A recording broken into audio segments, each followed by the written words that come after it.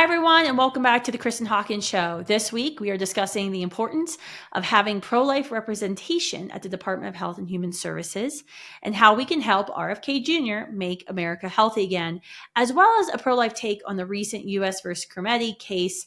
That's the gender-affirming care or wrong sex hormones case that was just happened. The hearing just happened at the Supreme Court. So let's jump right in.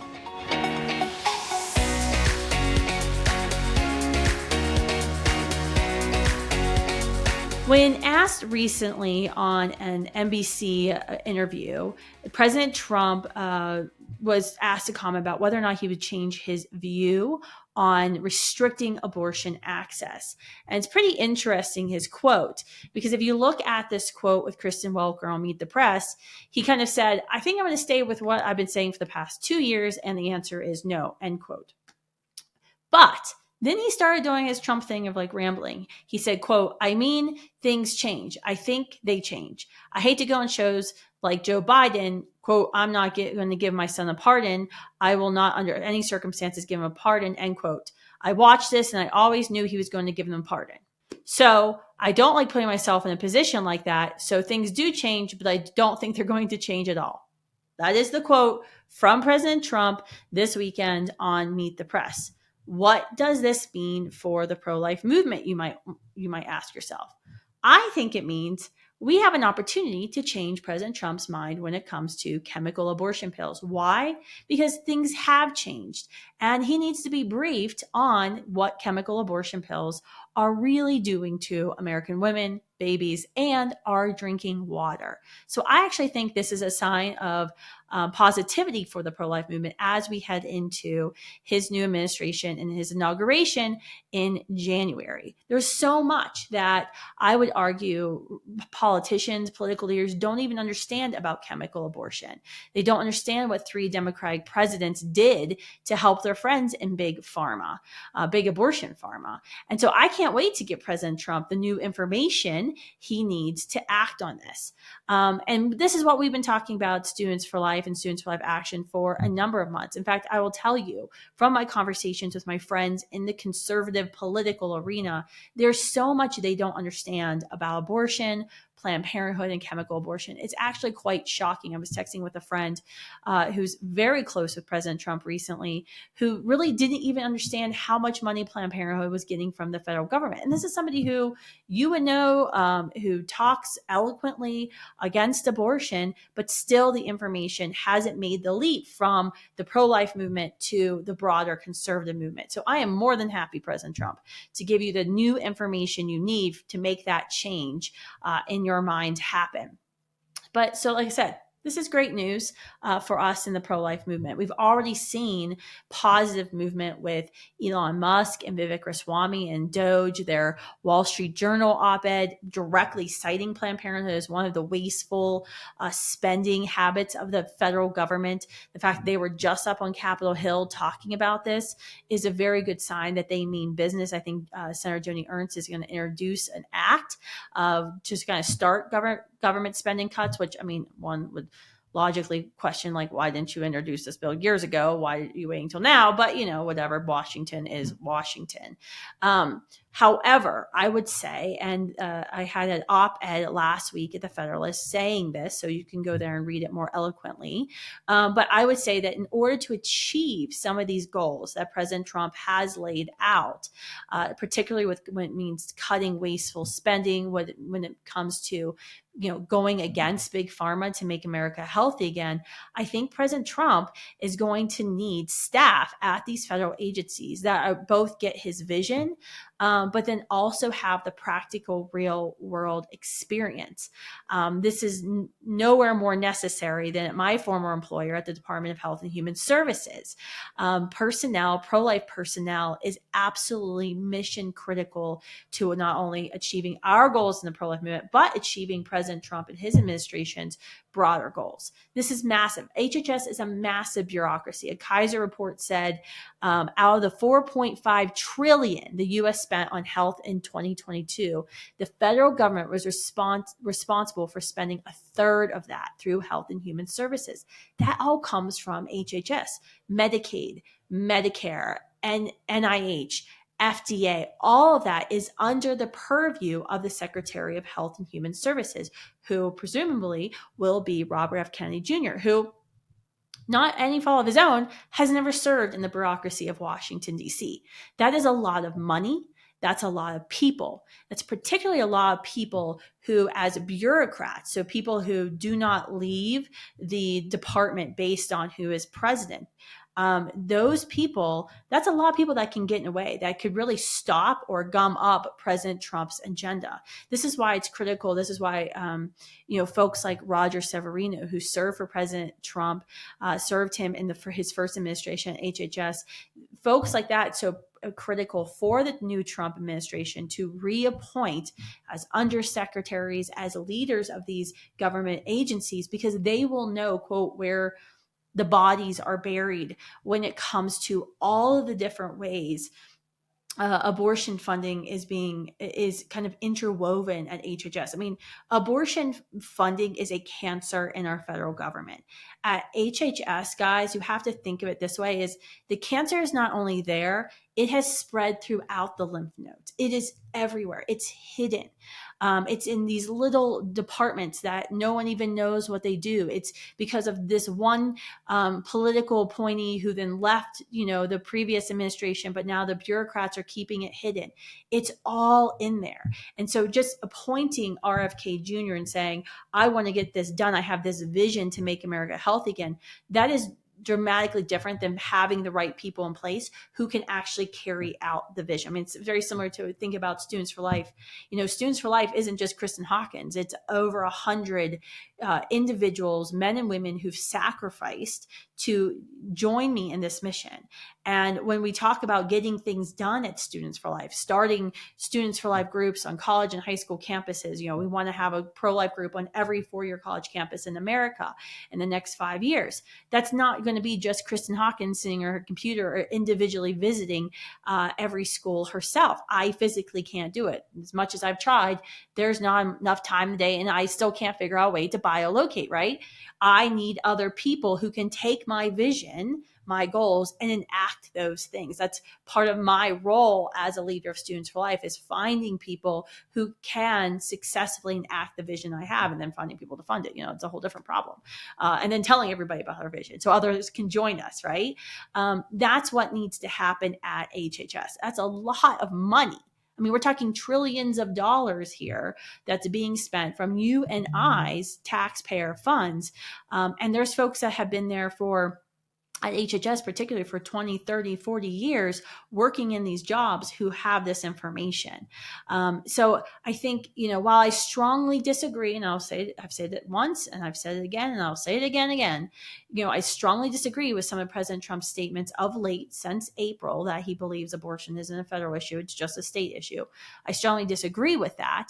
We can work with him in his new administration and with his Make America Healthy Again agenda to achieve not only his goals and his vision and the vision of RFK Jr., but also to advance the pro-life movement's agenda and to get the ball further down the court, using a male sports reference there, right? Because when it comes to making America healthy again, one of the biggest things that's making us unhealthy, and we all can agree on this, left and right, pro-life and pro-choice, is we have a problem with our drinking water.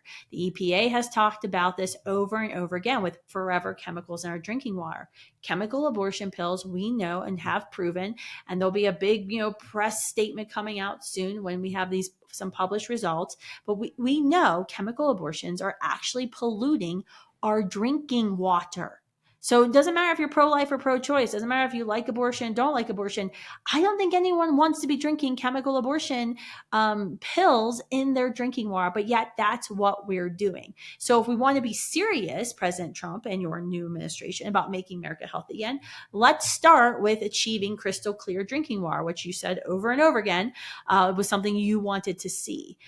We also have to start, if we're talking about DOGE, Department of Government Efficiency, and I know when I say words that end in OG, my West Virginia accent comes out. So give me a break, sorry. But when we're talking about Elon Musk and Vivek Ramaswamy and their vision that President Trump has, has really gotten behind, which is cutting government inefficiencies out and wasteful spending, since we're currently continuing to spend at a deficit that no one talks about. We need to start with, Planned Parenthood, and defunding this institution that's frauded taxpayers out of taxpayer funds, especially in Texas, where they admitted to overbilling the state Medicaid, where we know they're still engaging in, organ trafficking, which is really human trafficking. They're not getting officially paid for the organ trafficking, which we just found out from the Center for Medical Progress's undercover footage from University of California, San Diego. But now they're getting basically rights for discoveries that are found, scientific discoveries, patents from selling these baby body parts, right? That's still getting paid, because the reason they get patents is they don't get physical money now, but they could get physical money later. So they're still trafficking human remains and human beings. And so this is why it's so important that we have pro-life leaders serving alongside Vivek and Elon and RFK in the government. It's not to say that we don't have visionary leaders, but you also need the practical people. And there's no, by the way, President Trump, there's no more policy that's federal than chemical abortion pill policy. In fact, it was 3 Democratic presidents, Bill Clinton, Barack Obama, and Joe Biden, who worked like dogs to force these pills into the market, stripping away all common sense safety regulations for mothers, and even encourage people, bad actors, abortionists, to illegally ship these chemical abortion pills into states that had already moved to prevent women in their states from being harmed from chemical abortion pills and babies from being killed from chemical abortion pills. That's actively going on today. In fact, this morning I was writing my Christmas card to one of my friends who is now going to be a state attorney general, telling him, I can't wait to officially bug you as soon as you're sworn in your state, because even though you're being going to be sworn into a pro-life state that's moved to make all abortions a thing of the past,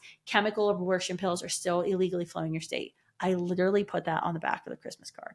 I don't know if I violated some Emily Post rule of etiquette, but hey, when I have got a few moments of time, I'm going to take it, because this is what I do for a living. I want to end abortion. So it's very clear that, if President Trump doesn't want abortion to be federal, then you have to defund Planned Parenthood. You have to stop this chemical abortion nonsense and the pushing of this chemical abortion policy that's really not only harmful to babies because it kills them, but it's harmful to mothers and it pollutes our drinking water. So let's go into a couple of things. I was thinking about if I had 5 minutes with President Trump and I would try to convince him of this new information. So when next time he goes to meet the press and he can say, I got new information about chemical abortion pills and why we as the federal government need to move on ending chemical abortions in our country, the leading cause of infant death. What would I say? One, I'm going to lead with how abortion pills are actually in our drinking water. I would definitely lead with that explosive information, because that violates, his whole Make America Healthy Again agenda. And I think that's something everyone can get behind. I've already said that. I would definitely lead with that.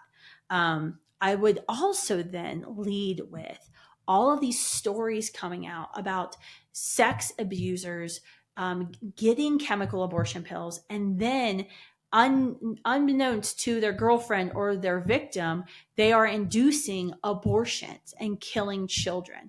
And then they're not really getting prosecuted for killing a baby. They get prosecuted for committing an illegal abortion. But there was a recent story that just came out last week from the BBC, from a man who's now going to go to jail for 12 years after he sexually assaulted and illegally gave the woman he sexually assaulted chemical abortion pills, killing her 15-week-old child.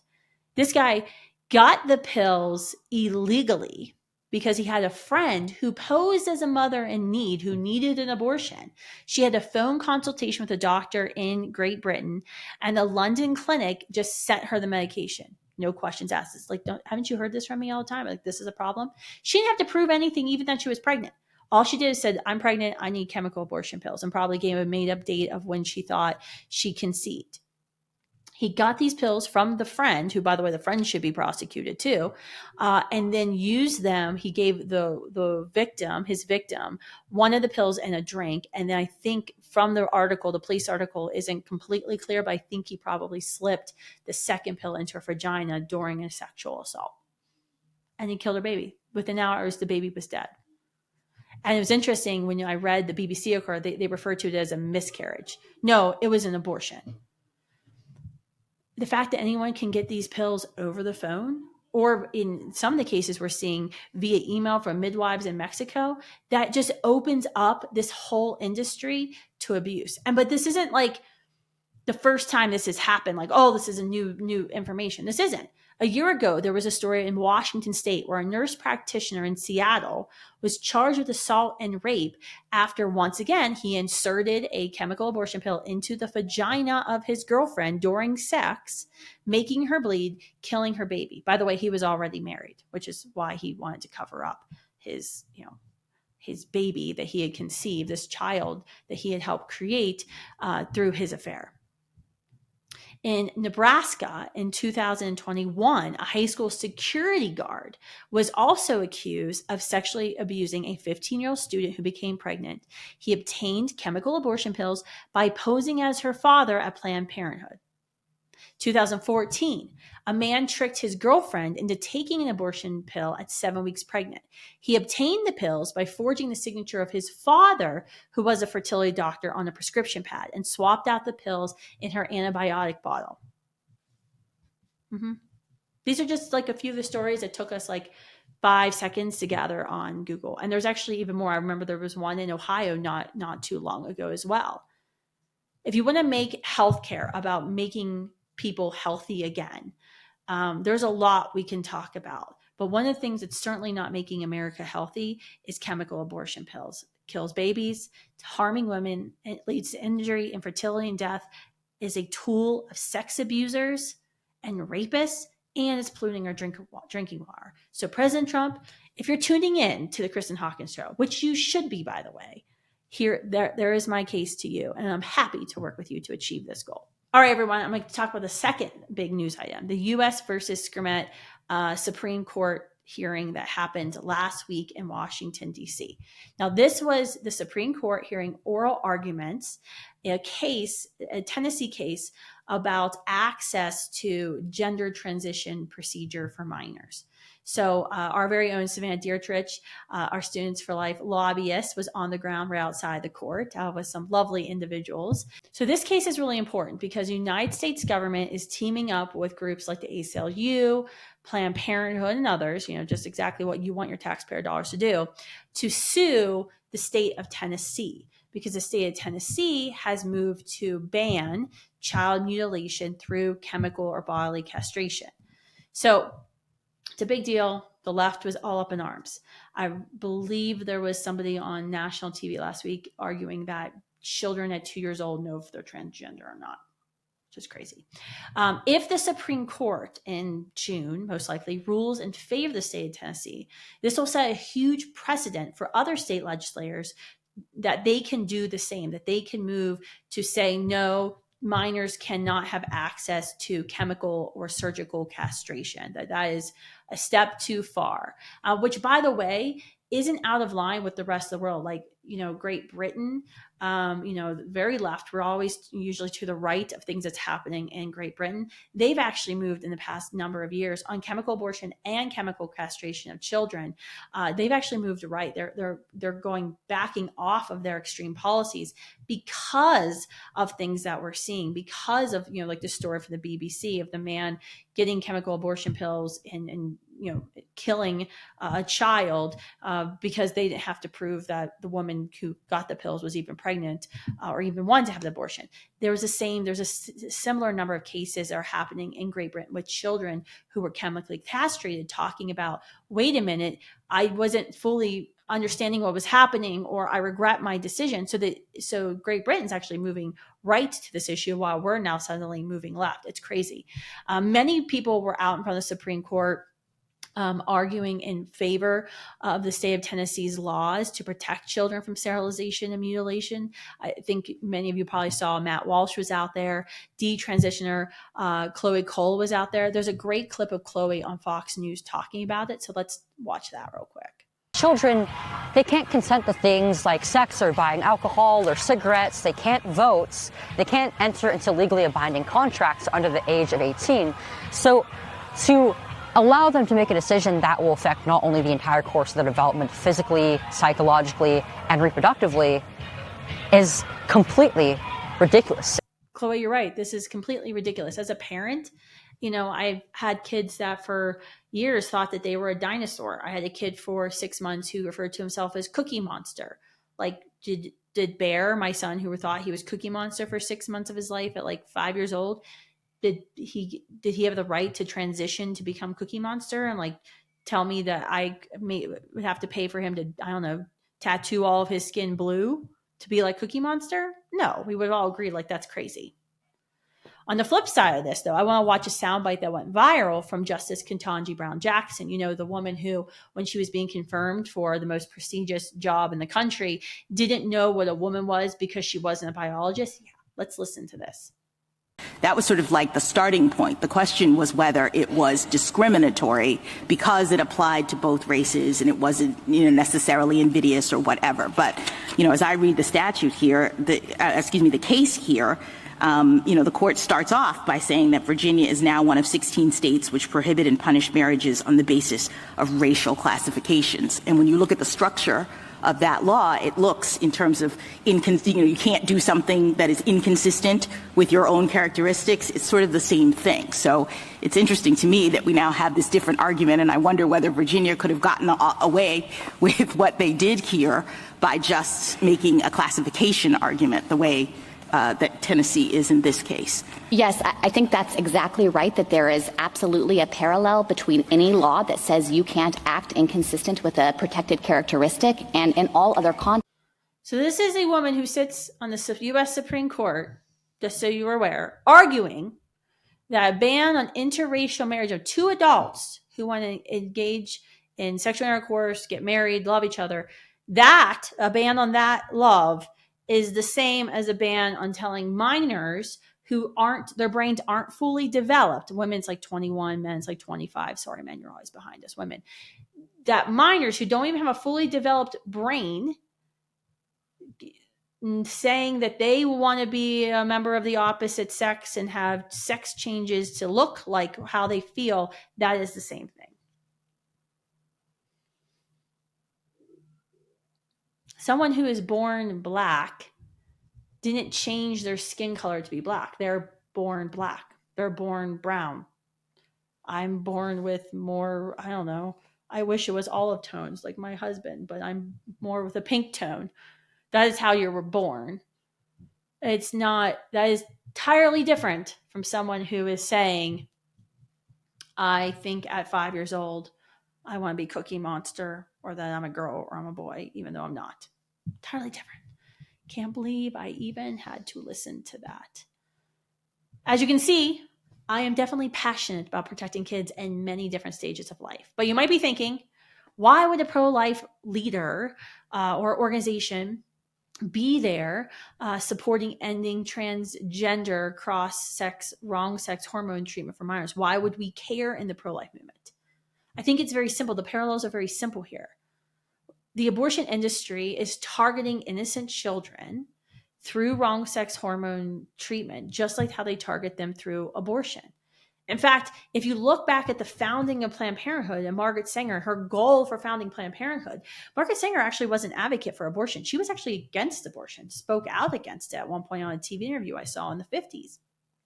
She wanted to sterilize people that she thought were unfit to be parents based on what she thought was their brain size or the number of dollars in their bank accounts. Particularly people like me, my family were definitely targeted because they were poor Irish, right? My grandmother was a bastard who came over here by herself and had to fake her age to get in through Ellis Island. She was a prime target for Margaret Sanger and her eugenics policies.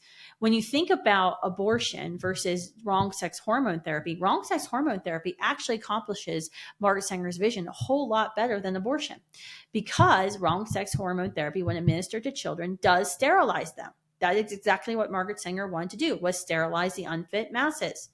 Planned Parenthood, there's a letter here from Planned Parenthood, and I think it's PA, Southeastern PA. Hold on. This is why Kristan needs better glasses. Southeastern PA, where they actually brag to their patients. Nationally, Planned Parenthood is the second largest provider of hormone therapy.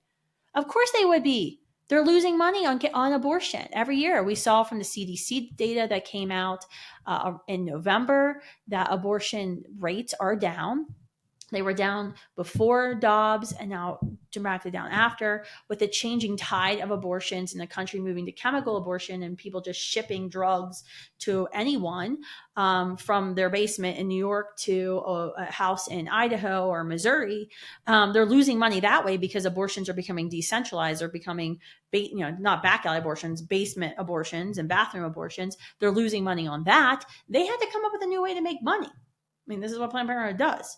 So they have all of these clinics, fewer than 600 clinics across the country, but that's still a lot. They have a national distribution network. According to their 2022-2023 annual report, Planned Parenthood bragged that they were up to 45 locations now chemically castrating individuals. That was up from 41. Makes sense. It's evil, but it totally makes sense. They're getting money from this. This is why my phone was getting blown up with text messages last week from Planned Parenthood telling me I had to rush to the Supreme Court to support the United States government and the ACLU in their lawsuit against the state of Tennessee. So it's no surprising. This isn't, the abortion industry, transgender industry rakes in over $2 billion of Planned Parenthood. $2 billion. They don't care about ending human lives, the lives of children. So why in the heck would they care about castrating human children? They are literally the anti-parenthood organization of America.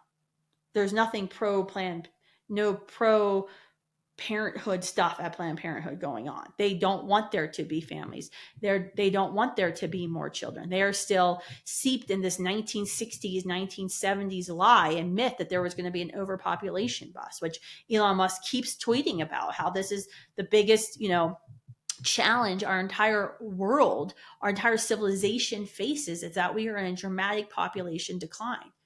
Demographers are saying South Korea and Japan, there's no coming back. That once you reach a certain point, the slippery slope, there's no way that the slope is too steep. You can climb up and to regain.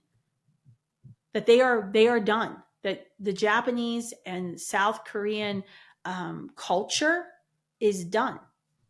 We are soon going to be in that same box. Europe will reach it before we do. So I am hopeful that DOGE, working with, senators in the U.S. Senate, working with, experienced government leaders, pro-life appointees, can actually take away the $700 million we give to Planned Parenthood. I'm also optimistic that the U.S. Supreme Court does the right thing and rules in favor of common sense, of morality and sanity, and rips more business away from Planned Parenthood. The bottom line is, don't mess with our freaking children. Planned Parenthood is smart. They get out of the way, because this is just going to be another nail in their eventual coffin, in my opinion. Thank you guys for joining me for today's episode of the Kristan Hawkins Show. I really appreciate you all tuning in. Make sure you subscribe and follow for more discussions like this. If you enjoyed this episode, learning about my take on some of the most recent pro-life news, I would encourage you to join my daily text line. Monday through Friday, you'll get a short text from me about something I've seen in the news that I want you to see or to be aware of, that I find is interesting. To get on that text line, you just text my name, Kristan, to 53445. Let's keep raising our voices together and stand for life. We're going to get this done, pro-life generation. Bye.